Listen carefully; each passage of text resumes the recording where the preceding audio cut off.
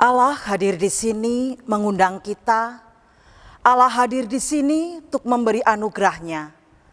Mari bangkit berdiri menyambut rahmat-Nya.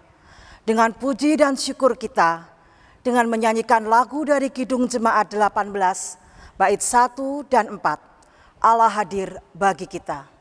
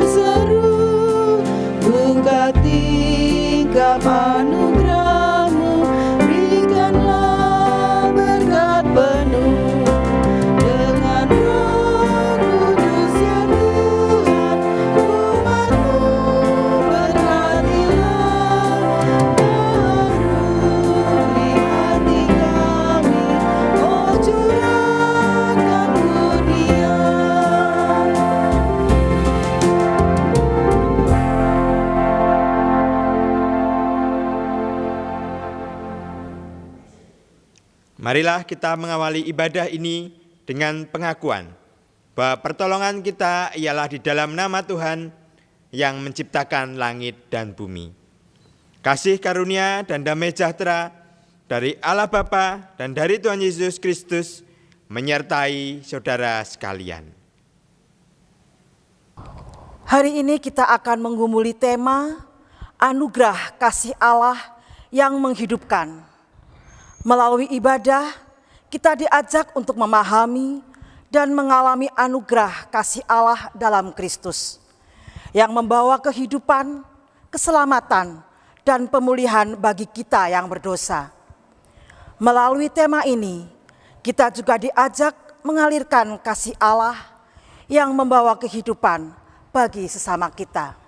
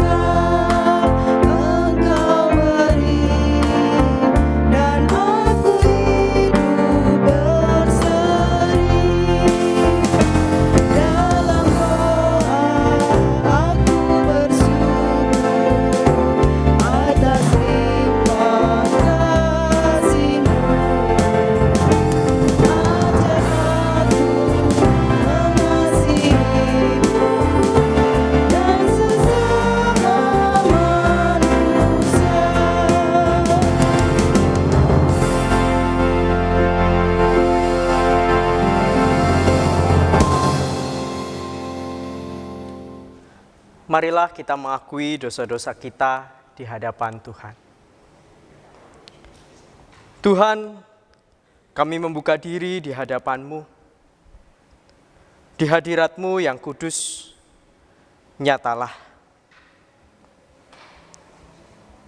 betapa hina hidup kami, betapa banyak noda celah kami. Kami bersujud dan membawa dosa-dosa kami di hadapan-Mu. Kata-kata, pikiran dan sikap hidup kami yang tercela, sikap yang kurang mengasihi-Mu dan sesama Tuhan,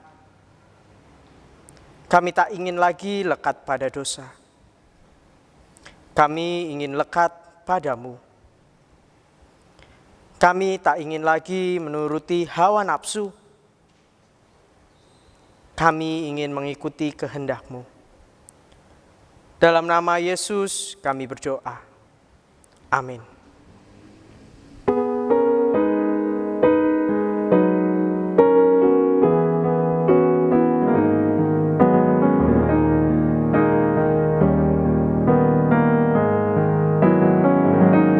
Di muka Tuhan Yesus, betapa hina diriku, ku bawa dosa-dosaku.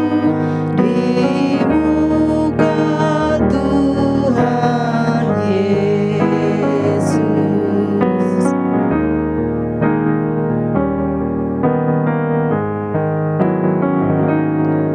Di muka Tuhan Yesus, ku insaf akan salahku, bertobat kini hatiku. Di muka Tuhan Yesus.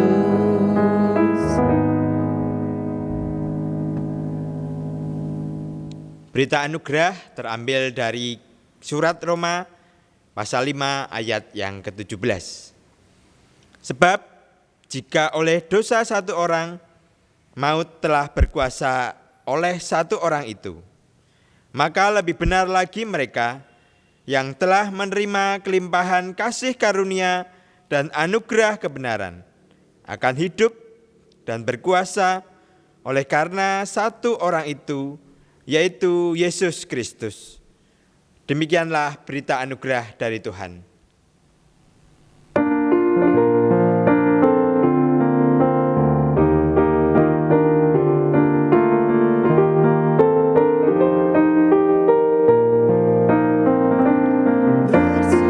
Bersyukurlah pada Tuhan, karena Dia baik, bahwasanya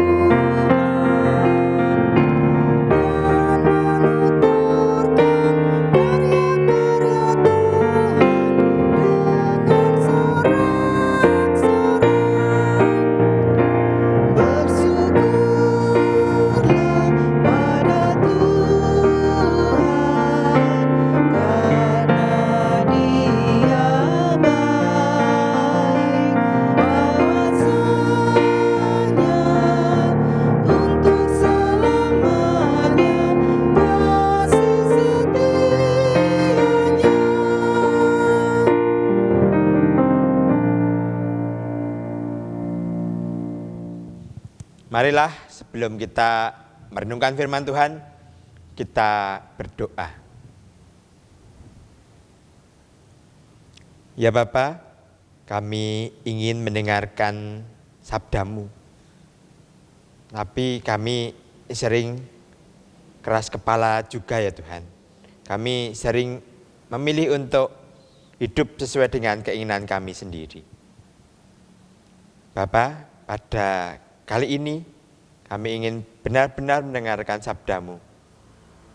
Kiranya Tuhan yang membuka hati kami, melunakkan pikiran kami, sehingga kami benar-benar menerima firman-Mu dan kami benar-benar siap untuk berubah. Di dalam nama Tuhan Yesus kami berdoa. Amin. Bacaan kita pada hari ini diambil dari Bilangan 21 ayat 4 sampai 9. Bilangan 21 ayat 4 sampai 9. Setelah mereka berangkat dari Gunung Hor, berjalan ke arah Laut Tiberau untuk mengelilingi tanah Edom, maka bangsa itu tidak dapat lagi menahan hati di tengah jalan. Lalu mereka berkata-kata melawan Allah dan Musa. "Mengapa kamu memimpin kami keluar dari Mesir, supaya kami mati di padang gurun ini? Sebab di sini tidak ada roti dan tidak ada air, dan akan makanan yang hambar ini kami telah muak." Lalu Tuhan menyuruh ular-ular tedung ke antara bangsa itu yang memagut mereka, sehingga banyak dari orang Israel yang mati. Kemudian datanglah bangsa itu mendapatkan Musa dan berkata, "Kami telah berdosa, sebab kami berkata-kata melawan Tuhan dan Engkau. Berdoalah kepada Tuhan, supaya dijauhkannya ular-ular ini daripada kami." Lalu Musa berdoa untuk bangsa itu. Maka berfirmanlah Tuhan kepada Musa, "Buatlah ular tedung dan taruhlah itu pada sebuah tiang. Maka setiap orang yang terpagut, jika ia melihatnya, akan tetap hidup." Lalu Musa membuat ular tembaga dan menaruhnya pada sebuah tiang. Maka jika seseorang dipagut ular dan ia memandang kepada ular tembaga itu, tetaplah ia hidup. Demikianlah sabda Tuhan. Bapak, Ibu, dan saudara-saudara, saya ingat waktu kecil dulu, saya pernah dapat pelajaran atau dapat himbauan gitu ya, untuk kita mau rajin menabung, supaya besok masa depannya lebih baik. Nah Bapak Ibu, beberapa saya yakin juga pasti pernah mendengar himbauan ini, atau pernah mendengar dari guru atau dari orang tua. Dan sampai sekarang juga saya masih sering mendengar himbauan itu atau ajakan itu, supaya kita mau rajin menabung atau kita berinvestasi. Jadi prinsipnya memang kita menyisihkan sebagian dari penghasilan kita untuk kita simpan, baik di deposito gitu ya, katakanlah di tabungan di bank, atau mungkin ada tabungan-tabungan yang lain. Dan selama menyisihkan itu, kita berarti harus menahan keinginan kita. Kita menunda untuk beli jajan di depan, kita menahan untuk membeli barang yang kita inginkan. Dan kita simpan supaya suatu saat nanti bisa kita pakai untuk kebutuhan yang penting. Misalnya kita mau beli rumah nanti. Atau ketika kita nanti sakit, tidak perlu sampai pinjam-pinjam ke tetangga, pinjam ke saudara, atau pinjam yang ke tempat lain. Dan begitulah prinsipnya menabung ya, kita mau bersusah-susah supaya nanti bisa punya masa depan yang lebih baik. Nah, ada sebuah peribahasa yang mengatakan berakit-rakit ke hulu, berenang-renang ke tepian. Artinya bersakit-sakit dahulu, bersenang-senang kemudian. Kita mau hidup susah dulu, bersakit-sakit, dan nanti pada saatnya kita akan merasakan senang dari kesakitan itu. Nah, tetapi yang sering terjadi justru sebaliknya. Saya kadangkala tidak bisa menahan diri. Ada resto baru buka, langsung sama istri sama anak, ayo yuk nyoba gitu. Lalu ada motor yang keluar keren baru atau handphone baru. Wah, tidak bisa menahan diri, akhirnya beli. Dan akhirnya tidak punya tabungan.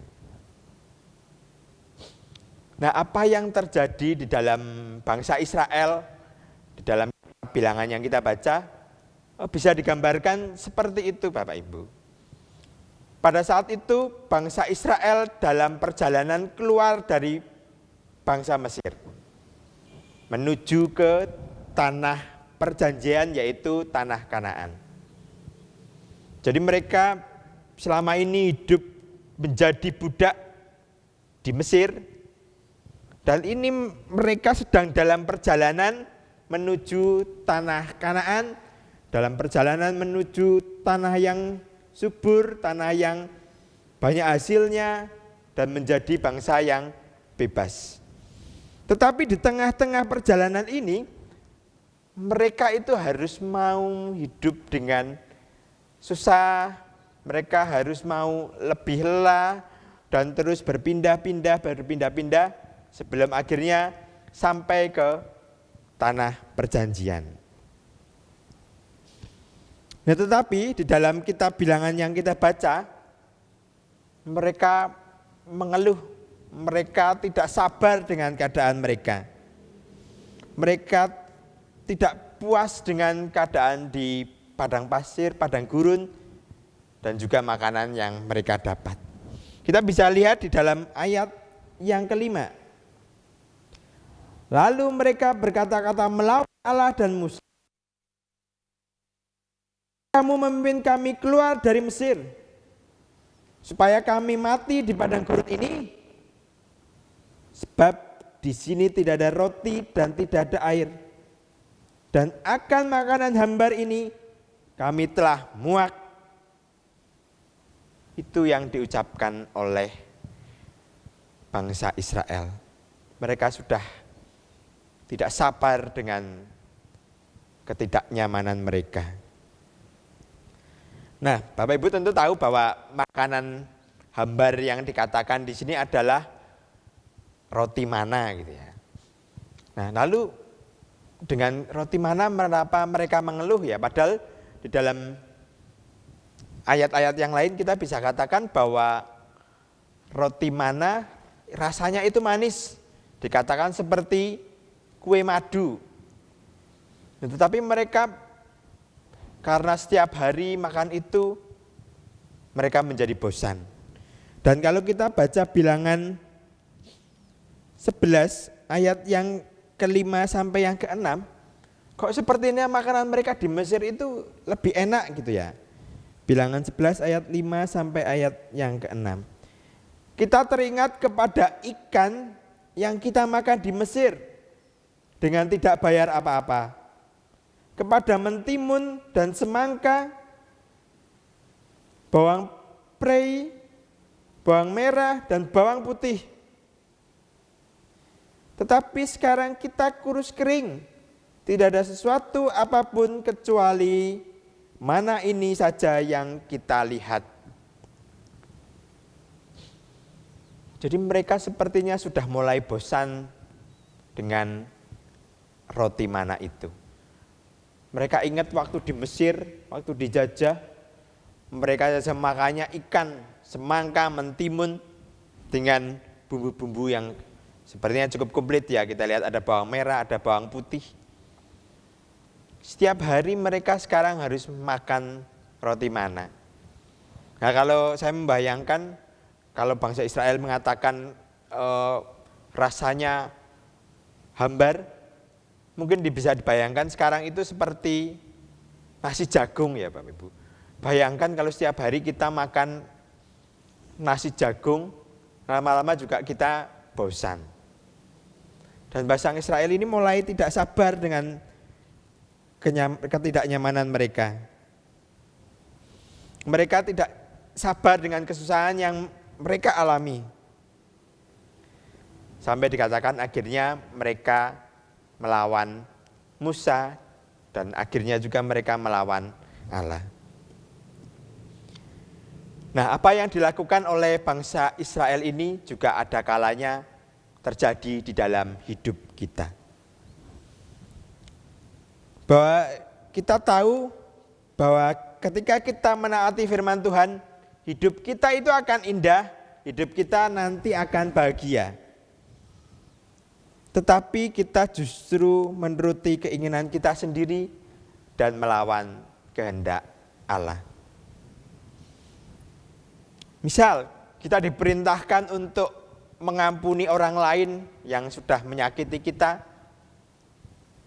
tetapi justru kita sering memendam rasa sakit hati itu dan tidak mau mengampuni.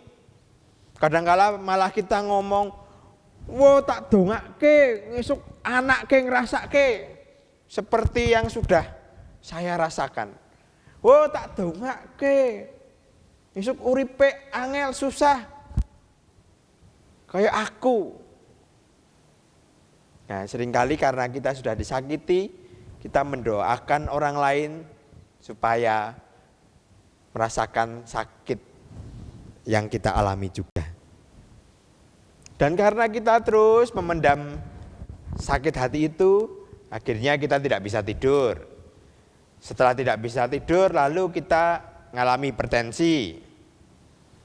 Setelah hipertensi ke dokter, minum obat terus-menerus, dan akhirnya nggak sembuh-sembuh. Gitu ya. Nah, kadang-kala kita juga tidak sabar melihat teman sekantor kita. Kita sudah berusaha kerja sejujur-jujurnya, sementara teman kita ada yang korupsi. Malah dia yang naik jabatan. Dan dia makin lama makin kaya. Nah, lama-lama kita juga ikut-ikutan dengan berbagai macam pembenaran diri, kita juga melakukan kecurangan juga. Nah, sudah tahu di dalam Matius Tuhan berfirman, barang siapa yang melihat perempuan dan menginginkannya, itu sama saja dengan berzina. Malah kita berani godain istri orang lain. Sampai akhirnya selingkuh dengan istri orang lain dan akhirnya dilabrak sama suaminya. Nah, Bapak Ibu, seringkali kita tidak sabar. Ada kalanya kita lebih memilih mengikuti keinginan kita sendiri daripada mengikuti kehendak Tuhan. Dan itu membuat Tuhan marah dan itu mendatangkan hukuman bagi kita.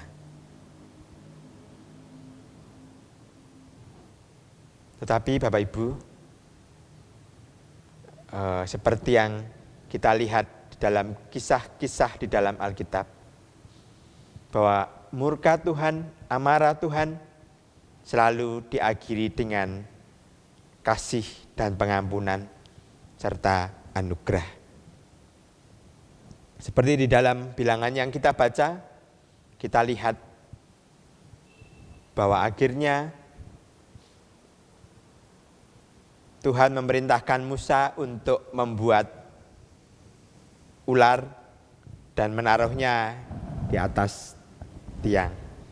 Lalu Musa membuatnya dari tembaga, lalu menaruhnya di atas tiang, dan akhirnya orang Israel yang mau percaya dan mau melihat ular tembaga itu, walaupun sudah digigit ular, tetapi ia akan tetap hidup. Dan anugerah pengampunan itu juga ditawarkan kepada kita semua. Yang kita perlukan adalah kerendahan hati.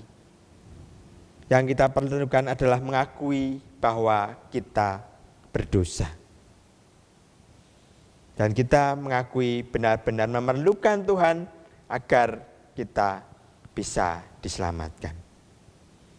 Bukan justru merasa suci, bukan justru merasa punya moral yang baik, bukan juga merasa lebih baik dari orang lain. Keselamatan kita bukan karena kebaikan kita. Keselamatan kita semata-mata hanya anugerah dari Tuhan.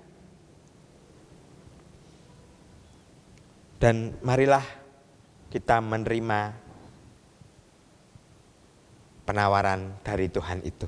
Kita menyambut anugerah itu dan terus berdoa dan terus berusaha supaya ke depan hidup kita bisa lebih baik dan kita bisa lebih sabar di dalam kesusahan-kesusahan kita ketika kita sudah mengikut jalan Tuhan. Amin.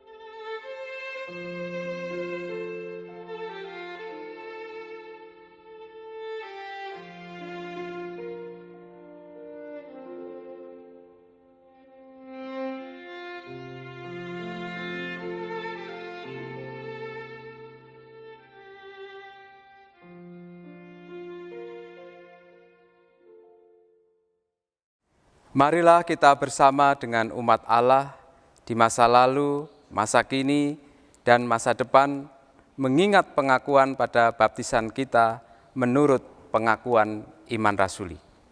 Aku percaya kepada Allah, Bapa yang Maha Kuasa, Khalik langit dan bumi, dan kepada Yesus Kristus, Anaknya yang tunggal Tuhan kita, yang dikandung daripada Roh Kudus, lahir dari anak darah Maria, yang menderita sengsara di bawah pemerintahan Pontius Pilatus, disalibkan, mati, dan dikuburkan, turun ke dalam kerajaan maut. Pada hari yang ketiga, bangkit pula dari antara orang mati, naik ke surga, duduk di sebelah kanan Allah Bapa yang Maha Kuasa. Dan dari sana ia akan datang untuk menghakimi orang yang hidup dan yang mati. Aku percaya kepada Roh Kudus, gereja yang kudus dan am, persekutuan orang kudus, pengampunan dosa, kebangkitan orang mati, dan hidup yang kekal. Amin. Marilah kita menaikkan doa-doa syafat kita. Mari kita berdoa. Ya Tuhan, di tengah pandemi ini, kami tidak henti-hentinya untuk memohon belas kasihan-Mu. Kami sangat memohon supaya Tuhan bersedia melindungi kami semua, melindungi semua orang yang ada di dunia ini, supaya bisa terselamatkan dari pandemi ini. Kami juga berdoa kiranya Tuhan menyertai proses penyebaran vaksin. Semoga semuanya bisa berjalan lancar dan kami berharap segera semua orang bisa divaksin. Ya Bapa, kiranya Tuhan juga menyertai kami di tengah-tengah kesulitan ekonomi, yang menyertai keadaan pandemi ini. Kami sangat memohon kepadamu ya Tuhan, kiranya Tuhan bersedia untuk segera mengakhiri pandemi ini.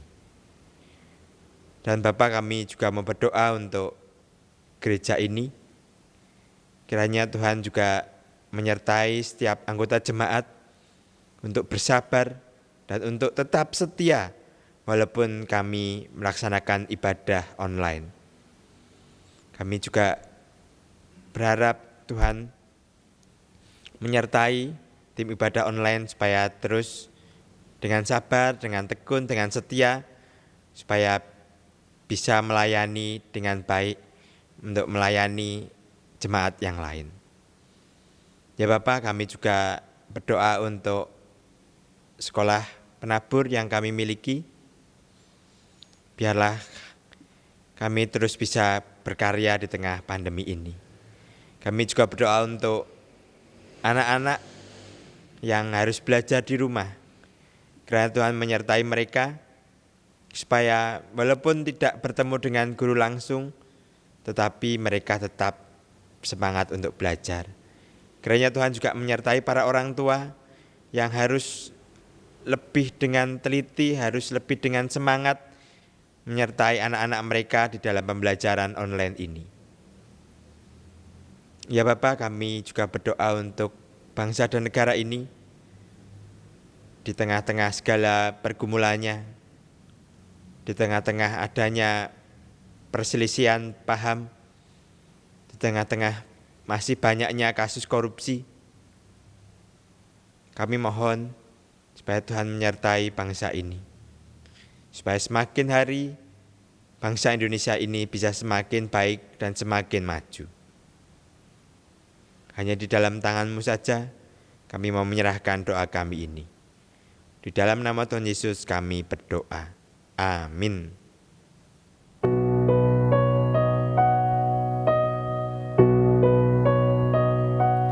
Bapa kami yang ada di surga, dikuduskanlah nama-Mu, datanglah kerajaan-Mu, jadilah kehendak-Mu di bumi seperti di surga. Beri kami hari ini makanan yang secukupnya. Ampuni salah kami, seperti kami ampuni yang bersalah pada kami. Jangan bawa kami dalam pencobaan, melainkan lepaskan kami dari yang jahat. Sebab Kaulah yang punya kerajaan dan kuasa dan kemuliaan sampai selama-lamanya. Amin. Amin.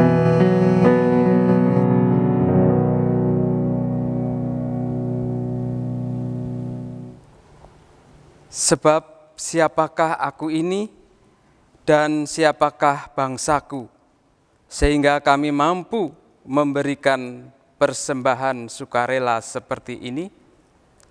Sebab daripadamulah segala-galanya, dan dari tanganmu sendirilah persembahan yang kami berikan kepadamu. 1 Tawarikh 29 ayat 14. Marilah kita memberikan persembahan kita dengan menyanyikan lagu Kidung Jemaat 363 bait 1 dan 2. Bagi Yesus ku serahkan.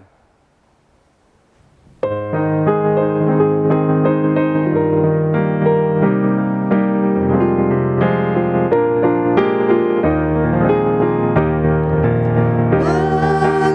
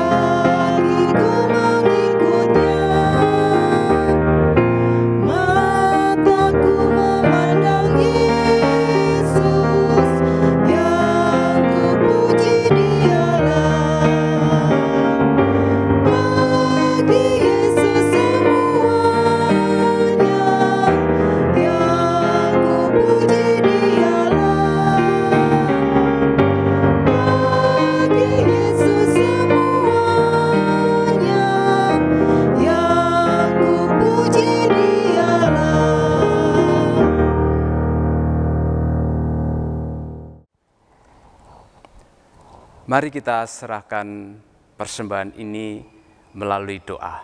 Mari kita berdoa. Tuhan, persembahan yang kami bawa adalah milik-Mu dan pemberian-Mu. Terimalah persembahan ini sebagai ungkapan syukur kami. Ajarilah kami untuk mempersembahkan tubuh kami, mata dan telinga yang memperhatikan sabda-Mu, bibir yang senantiasa memuji nama-Mu, tangan yang berkarya bagi-Mu, kaki yang mengikut jalan-Mu. Dalam nama Tuhan Yesus Kristus kami berdoa. Amin.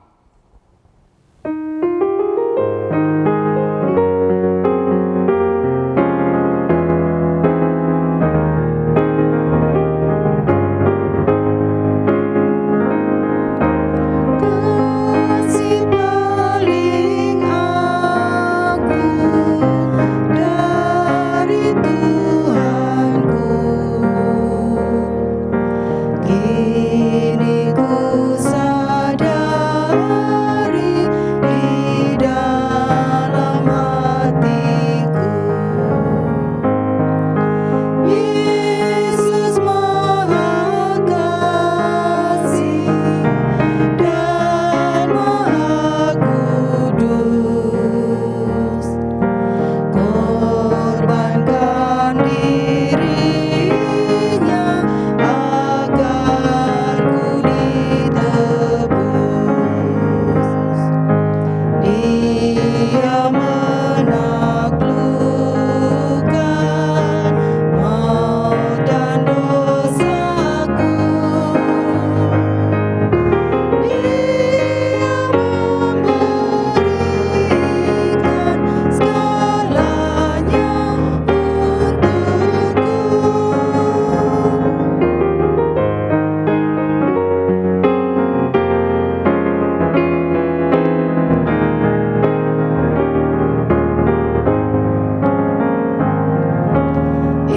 Inikah ku ingat selama hidupku,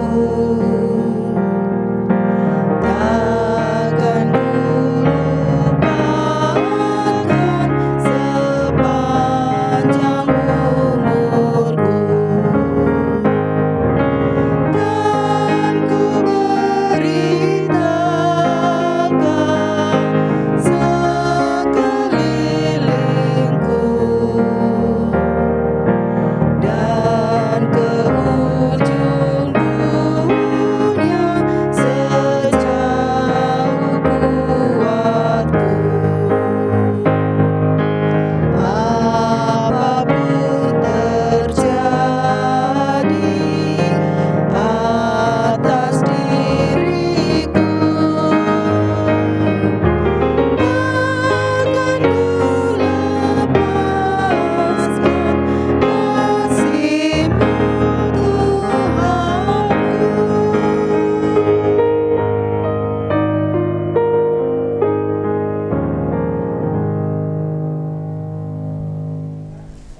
Marilah mengarahkan hati kita kepada Tuhan.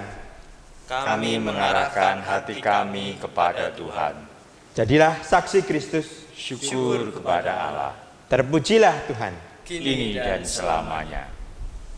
Dan sekarang terimalah berkat Tuhan.